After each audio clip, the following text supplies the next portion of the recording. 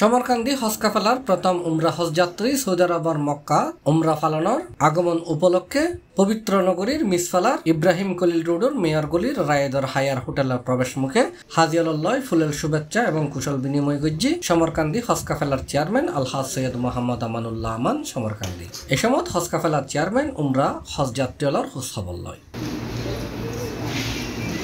এবং এই সময় হাজি হলে সমরকান্দি হজ কাফেলার চেয়ারম্যান সহ সংশ্লিষ্ট ব্যক্তিগুলোরই ধন্যবাদ জানাই। ইনশাআল্লাহ সমরকান্দি হজ কাফেলা থেকে আমরা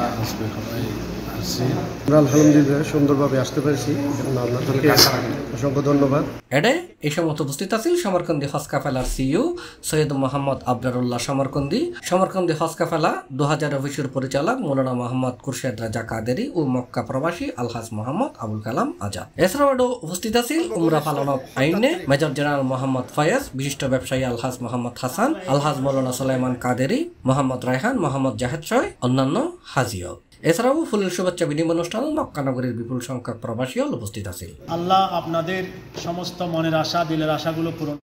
মক্কা শরীফে এসে উপস্থিত হয়েছে, আলহামদুলিল্লাহ আল্লাহ পাক রব্বুল আলামিনের দরবারে অসংখ্য শুকরিয়া আদায় করছি। আর হাজির তো তখনও কষ্ট হইতো না, আলহামদুলিল্লাহ বেগুন সুন্দর। শেষে আজিয়াল সুস্থতা কামনা করি দেশ ও জাতির কল্যাণে দোয়া এবং মনোজাত গজ্জি সমরকান্দি হজ কাফেলার চেয়ারম্যান আলহাজ সৈয়দ মোহাম্মদ আমানুল্লাহ আমান সমরকান্দি। C+ চট্টগ্রাম।